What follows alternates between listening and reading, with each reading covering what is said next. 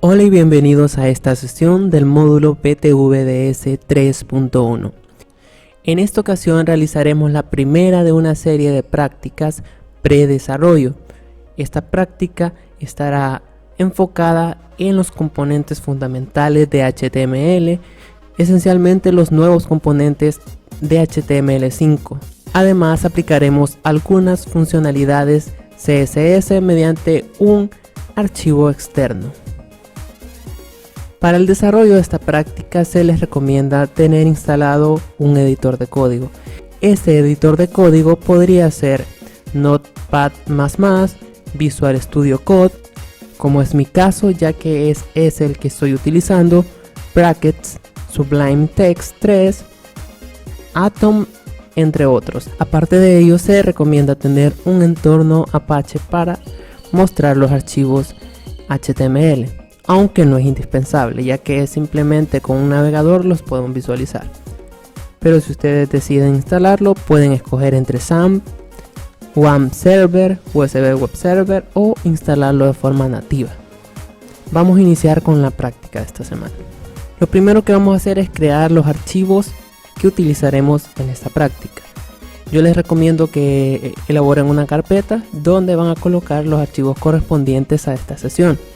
Yo tengo creada una carpeta llamada HTML1 y el primer archivo que vamos a crear es un index.html.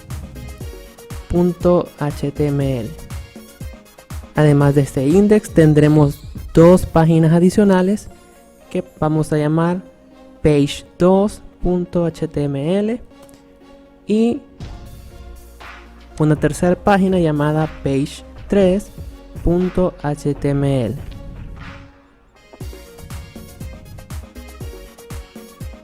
Adicional a ello, ¿cómo manejaremos el estilo? Por medio de un archivo CSS externo, vamos a crearlo y lo vamos a llamar style.css.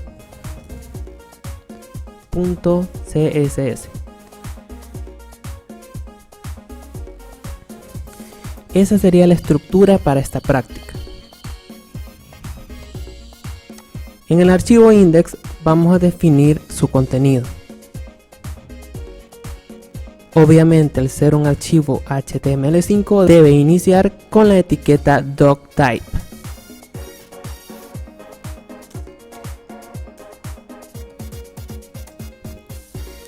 Con su valor HTML.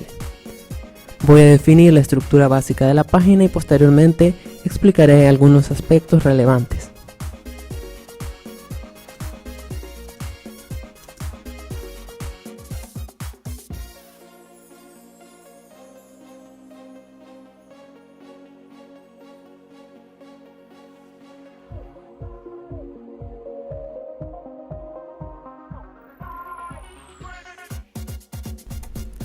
Bien, ya tengo definida la estructura básica del documento.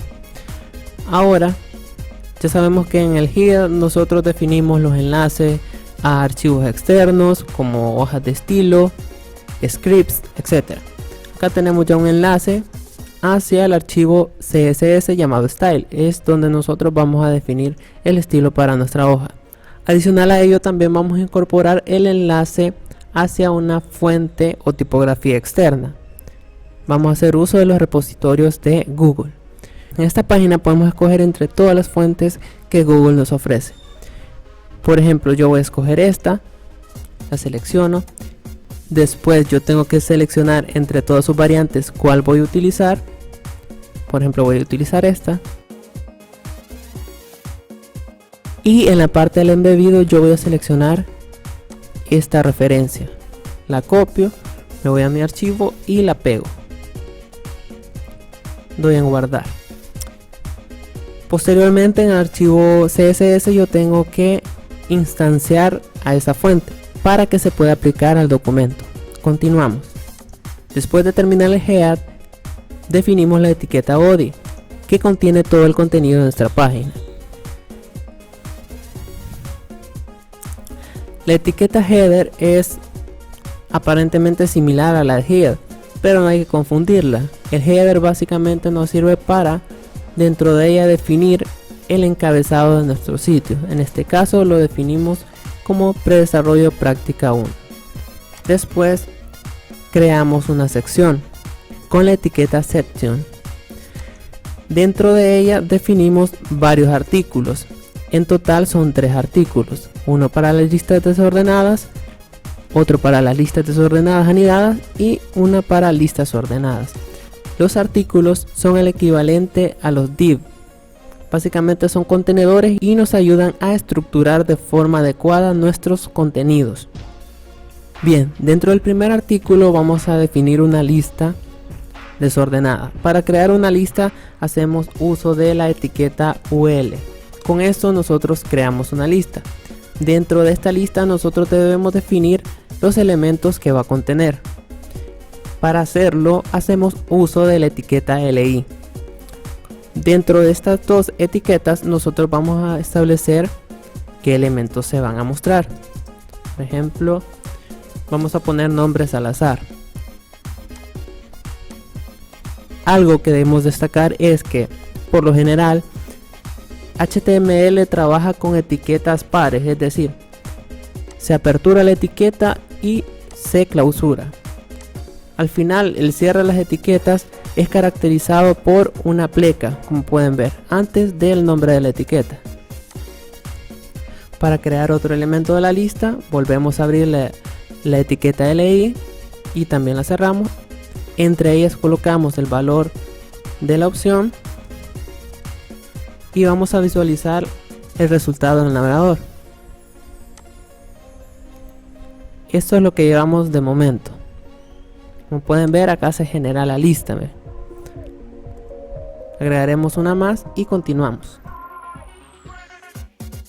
Bien, una vez que ya hemos definido esos 3 elementos, pasamos al siguiente artículo. Las listas anidadas. Las listas anidadas no son más que listas dentro de otras listas, por así decirlo. Para este caso práctico, vamos a crear una nueva lista con la etiqueta UL. Dentro de ella vamos a definir un elemento de lista. Para que nos resulte más práctico, lo que haremos ahorita será definir 2 departamentos y qué ciudades pertenecen a esos departamentos. Vamos a iniciar con el departamento de la Unión. Y le vamos a hacer una lista anidada. Escribimos UL para crear otra lista dentro de la lista principal que ya habíamos creado y vamos a definir los elementos de esta nueva lista. Dentro del departamento de la Unión existe la ciudad de Santa Rosa.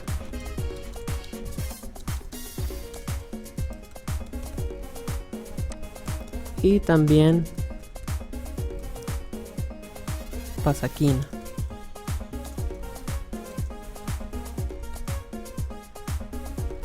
Guardamos y visualizamos el resultado. Como pueden ver, nos sirve para establecer jerarquías y los elementos quedan en distintos niveles, por así decirlo. Fácilmente nosotros podemos identificar que dentro de la Unión existe Santa Rosa de Lima y Pasaquina.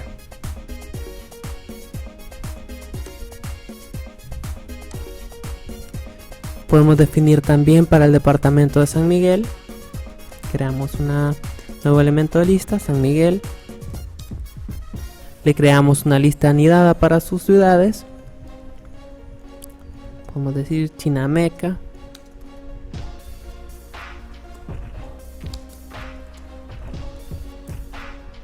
Y Lolotique. Guardamos y visualizamos el navegador. Ven, como podemos observar, básicamente las listas anidadas nos permiten establecer varios niveles o una jerarquía dentro de nuestro contenido. Lo siguiente que vamos a ver son las listas ordenadas, así que nos pasamos al siguiente artículo, que son de las listas ordenadas, y básicamente es similar, nada más que si nosotros deseamos crear una lista ordenada vamos a hacer uso de la etiqueta OL.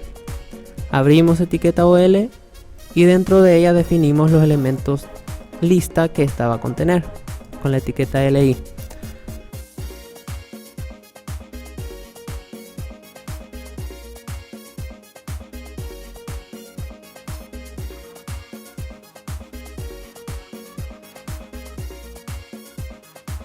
Guardamos y visualizamos el navegador. Y como pueden ver, muestra los elementos de forma ordenada, asociándolos a un número. Si nosotros vemos el código, en ningún momento yo he establecido 1, 2 o 3. Automáticamente, al utilizar la etiqueta OL, me genera una lista ordenada. Antes de pasar al archivo CSS, vamos a definir dos botones también, que nos servirán para desplazarnos o dirigirnos a las otras dos páginas. Para ello he creado dos botones, como pueden ver acá, y dentro de estos botones está un ancla, obviamente para redireccionar. El primero de ellos redirecciona la página al page2.html, que es este de acá y que aún no le hemos creado contenido, y el segundo al page 3, que sería la última página. Este es el texto que se va a mostrar en los botones. Y una opción también, el target. Cuando nosotros queremos que al darle clic en el botón se abra en una nueva pestaña, nosotros debemos definir el target como blank. Caso contrario, el enlace se va a cargar en la misma pestaña. Entonces ahí depende cómo ustedes lo quieran dejar. Guardamos y vemos el resultado en la pantalla. Ya nos aparecen los dos botones. Y ahora vamos a aplicarle un poco de estilo. Para no alargar más el video, voy a hacer el archivo CSS y después explico lo que se hizo. Bien, ya tengo creado el archivo CSS.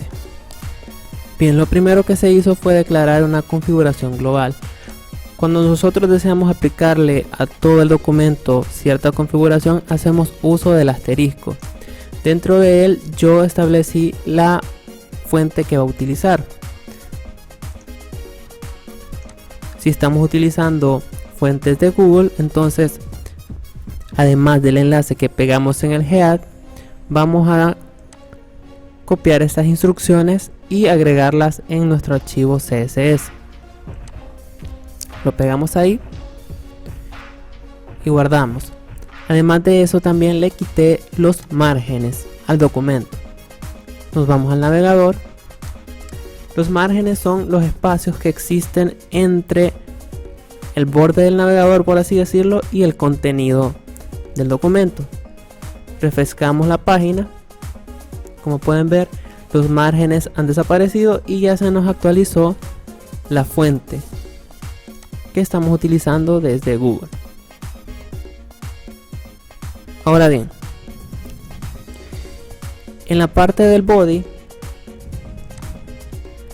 lo que se hizo fue aplicarle un color de fondo, también cambiarle el color a la fuente.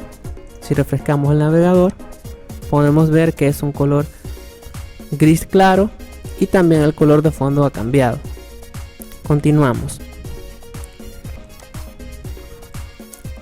Bien, en el caso de los artículos, lo que se hizo fue establecerle márgenes en los costados, es decir, a la izquierda y a la derecha, con la finalidad de que el contenido quedara un poco más centrado. Entonces vamos a ver lo referente al margen. Como pueden ver, el contenido se desplaza hacia el centro. El siguiente elemento que modificamos fue la parte del header, y ya sabemos que el header nos contiene el título de la página. Lo que se hizo en este caso es básicamente alinear el texto al centro, y además de eso, con el margin bottom de 40 píxeles, lo que se hace es separar el contenido del título, porque como podemos ver acá, está como muy pegado. Y ya van a ver, se va a centrar el título y el contenido se va a desplazar un poco más hacia abajo. Se centró el título y obviamente el contenido se desplaza un poco. Si ustedes lo quieren desplazar más, obviamente van a tener que poner más píxeles acá. El siguiente elemento que me aparece acá es el footer. El footer es esta parte de acá donde están los derechos de autor y los contactos. Este footer debería aparecernos en la parte inferior de la pantalla, en el pie del documento. Entonces se definió ese estilo, se le estableció un color, se le puso una posición dentro del documento absoluta y se le definió el ancho y el alto del footer. Le dije que se adecuara al 100% de la pantalla y una altura de 40 píxeles. El color del texto que él contiene será blanco y no tendrá borde. Y por último, va a alinear el texto que contiene al centro, es decir, que ese texto lo va a mostrar en el centro de la pantalla. Refrescamos el navegador y ya nos muestra el footer como debería mostrarnos, ¿verdad? En la parte inferior de la pantalla, en el pie del documento. Bien, continuamos con la parte de los títulos. Los títulos son estos: lista desordenada, lista desordenada anidada y listas ordenadas. Sabemos que nosotros podemos aplicar CSS haciendo uso de diversas referencias. Por ejemplo, podemos aplicar CSS haciendo referencia al nombre del elemento, por ejemplo el artículo, como lo hacíamos acá arriba. Lo podemos hacer en base al ID o también podemos definir clases. Cuando nosotros definimos una clase dentro del CSS, se hace poniendo un punto antes del nombre de la clase. Significa que títulos es una clase. ¿Y qué contiene esta clase? Un color. Quiere decir que a los elementos que yo les ponga como clase títulos en el archivo HTML, el color de esos elementos en el texto será este. Y como podemos observar, lista desordenada anidada y lista ordenada tienen una clase llamada títulos. Luego hice uso del elemento hover. Este evento nos sirve para establecer acciones que van a ocurrir cuando el cursor esté sobre estos elementos. ¿Y qué va a ocurrir cuando esté sobre estos elementos? Simplemente el color va a cambiar de este a un color blanco. Continuamos con la siguiente clase. La siguiente es la clase TitleBox. Esta clase es utilizada por los div, dentro de los cuales están estos tres títulos. ¿Y qué estilos tienen aplicado estos div? El estilo que se le aplicó a estos div es: se le aplicó un borde de tipo sólido de 2 píxeles y se le aplicó también la propiedad border radius para en el extremo derecho redondear las puntas de ese contenedor.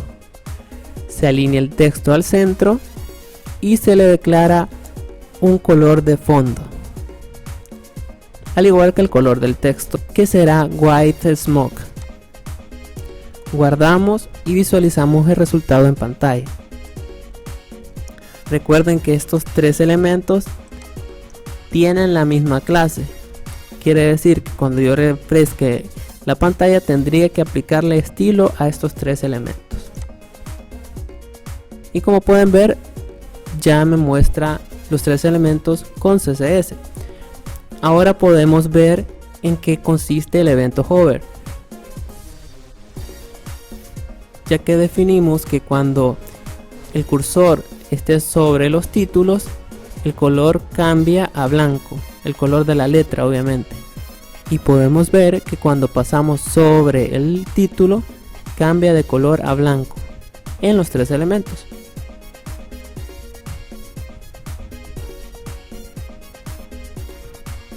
La otra propiedad que podemos visualizar es la del border radius, que sirve para redondear las esquinas de un elemento. Como pueden ver, estas esquinas están bien definidas y acá le aplicamos el border radius para redondear. Ahora, lo último que vamos a modificar es el estilo de los botones. Como pueden ver, aquí está definida otra clase, Button Design. Nos vamos al CSS, es otra clase, y el Button Designs dice que el tamaño de la fuente será de 12 puntos y el color será un gris. Esta propiedad, el text decoration igual a none, nos sirve para quitarle esta línea o este subrayado azul que tienen las anclas. Ya les voy a mostrar. Veamos cómo funciona. Nos quedaría de esta manera. Si nosotros no le aplicáramos este text decoration none, nos seguiría mostrando el subrayado del ancla. Entonces, para que se vea mejor, se le aplica esta propiedad. Guardamos y visualizamos. Y así nos quedaría aplicándole un CSS sencillo. Ahora realizaré el contenido de las siguientes dos páginas y luego explicaré algunos aspectos que considere relevantes. Bien, en la segunda página la estructura es básicamente similar. Simplemente se hace un uso de algunas etiquetas, por ejemplo la etiqueta D. Cuando nosotros queremos resaltar cierta porción de texto y queremos, digamos, poner en formato negrita ese texto, lo que se hace es encerrarlo en esta etiqueta, la cual muestra el texto en negrita. Se crean listas bastante similares a las anteriores y, como pueden ver, sigo utilizando las clases que hemos creado en nuestro archivo CSS. Esta es la ventaja de utilizar un archivo externo, ya que podemos reutilizar estas clases en todas las páginas que nosotros necesitemos. Imagínense que estuviésemos usando CSS incrustado, es decir, en el CSS que se define sobre la página con el style, y acá todas las clases o definiciones CSS. Por cada página nosotros tendríamos que estarle creando el estilo. En cambio, como estamos utilizando CSS externo, simplemente creamos un CSS y lo podemos aplicar a todas las páginas que necesitemos. Otra de las etiquetas que utilizamos en esta segunda página es la etiqueta de itálica, simplemente para poner cierta porción de texto en cursiva. Cabe recalcar que eso se puede realizar a través de CSS también. Por último están los botones para redirigirnos a las siguientes páginas.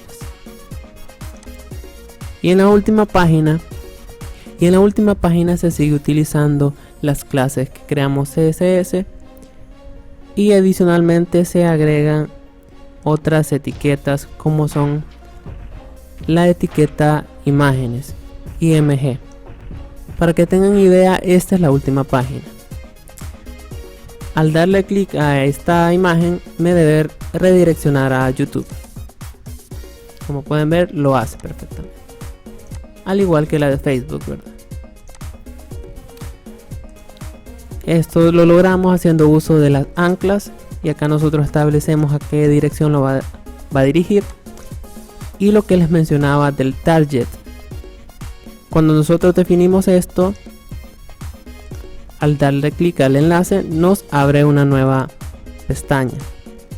Si nosotros le quitásemos eso, esta es la de YouTube, lo guardamos, recargamos la página, lo que va a suceder es que no me va a abrir una nueva pestaña, sino que en esta misma me va a cargar el enlace. Y como pueden ver, me lo cargo en la misma. En estos casos es recomendable mejor que lo abran en una nueva pestaña, ya que resulta un poco incómodo. La última clase que definimos es la clase websites.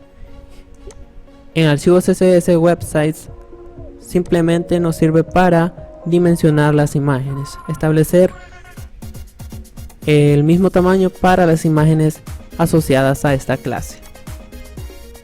Esto sería todo. Como pueden ver, ya los enlaces cargan todas las páginas.